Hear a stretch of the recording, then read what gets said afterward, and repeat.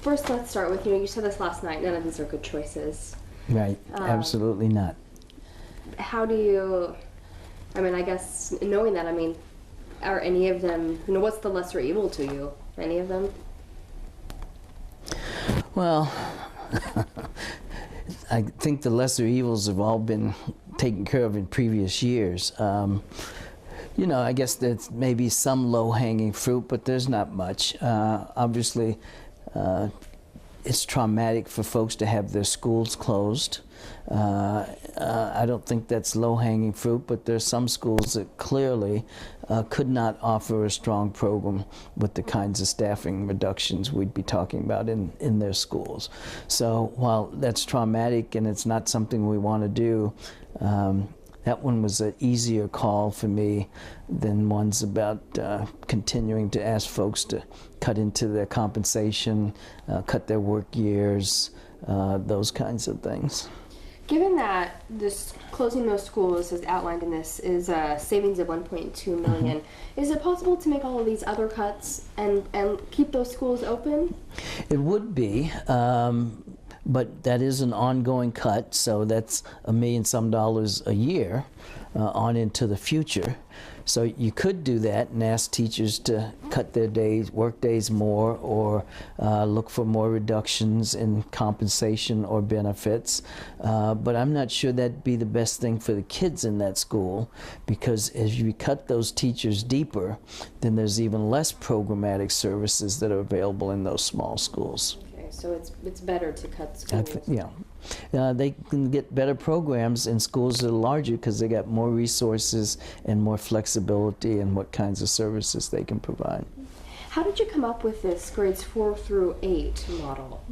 Well, our instructional people looked at different kinds of model, and I think the key piece was the focus on the K-3 and the belief that kids at that age really are in the process of learning to read and to figure out how to read. And that from a literacy standpoint, a strong K-3 program kind of sets the foundation for moving on into the 4th grades and up through high school. So there's clear research that a K-3 program that focuses on helping kids develop early in their literacy and math skills and reading skills and so forth is a strong component. So that piece was fairly easy. The more difficult piece is, well, then what do you do with the grades after that? And does 4-8 make more sense than 4-6 or 4-7? And part of it had to do with capacity and where we could actually fit kids in order to make it work. Okay. There's concern from parents that having 4th graders in the same school as 8th graders, that's such a big difference. Emotionally and physical maturity. Why do you think that's going to work out? Well, partly because of the reason I just talked about, but one of the things we want to do is hear from parents, hear from teachers. We think that instructionally it makes good sense, but part of the question will be from a social, emotional, and developmental standpoint, does it really fit? I mean, we also talked about 7-12 high schools, we talked about 8-12 high schools, and some of the same arguments can be made. For example, when we talked about, well, what if we put 8th graders or 7th graders with 12th graders? How does that fit? And had some problem with that. But I think part of the reason we're floating these, and to some extent the proposals are trial balloons around some of this, is to get that kind of feedback and hear what parents and staff had to say about whether or not that seems to make sense. Okay. Now, one thing that you talked about last night was that the biggest expense is compensation and benefits. I mean, how do you anticipate discussions will go with these unions about cutting wages, cutting days, raising benefits? Well, I think we'll have that conversation. I mean, I think if I put myself in their place, it would be a very difficult conversation. I know that folks have seen their salary overall compensation go down for the last couple of years as we've asked them to cut days. And then to say, not only are we going to ask you to cut days, we're going to ask you to talk about or think about rolling back your salary and maybe your benefits. I think will create a very difficult conversation. And then at the same time, we're going to ask teachers to increase their workload because they're going to have less people around to work with. But you still have to ask them, because if you don't... You can't do it. And of course, what that means, if you don't get the savings in the compensation area, then what else do you have? Do you have to lay off more teachers and therefore have even bigger class sizes, or do you have to close more schools, or what? Okay. Now, we've seen the graphic, and we've talked about you know, the loss of state and federal funding right. over the past few years. But people are wondering and want to know, is there anything the district could have done in the past over the years to decrease spending before this became an issue? Cut elective programs or services, cut administrator salaries. Would that have prevented this? And we've done all of that over the past few years.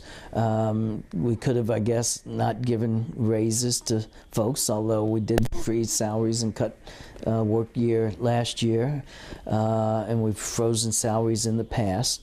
Of course, in hindsight, there are probably a number of things. We could have not spent some of our reserves, but it's very difficult to sit there with a lot of money sitting in your savings account and then ask people to take salary cuts or cut their compensation and so forth. So I suspect there probably are, but none of them would have been painless. And so, you know, I think there are probably some of the things we're now doing we could have done in the past. Gone down any easier then. We tried and have closed some schools in the past. We talked about closing some a few years ago and made a decision not to close some of those that are now on the list again. So yes, there are some things we could have done in the past. Some of them we attempted to do and changed our minds. Just like I suspect on some of these we'll probably change our minds. Anything that you can see right now that you think will likely be changed by... Well, I don't know that likely will be changed. I think there'll be a lot of conversation about the reconfiguration. And you raised one of the points. I think there will be some concern about, so do I really want my fourth grader to be in school with eighth graders? I think there will be conversation about why should my school close as opposed to some other school. From past experience, I know that my recommendations on closing schools haven't always gone the way I've recommended, and in some cases for good reason. And in some cases, viable other options have come about. For example, the one that merged Eastside and Harris to become Camas Ridge, which now is a strong and viable school. So I would not count against somebody coming forth and saying, well, here's another proposal, let us try this and see if it works. Cool. Can you explain to parents why you picked those schools? Basically, a lot of it had to do with size and the impact that we saw on those schools of additional staffing cuts because they were already so small. That any additional loss of staff would really impact the kind of program that they could offer for kids in those schools. This is approved? Do you think this is kind of the future?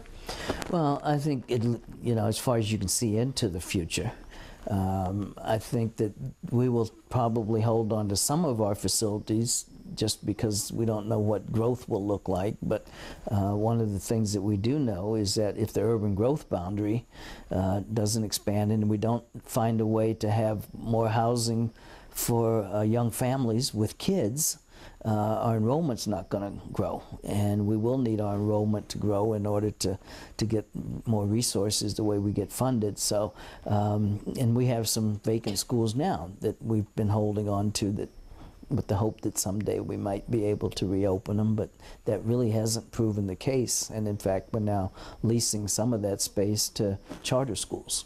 Mm-hmm.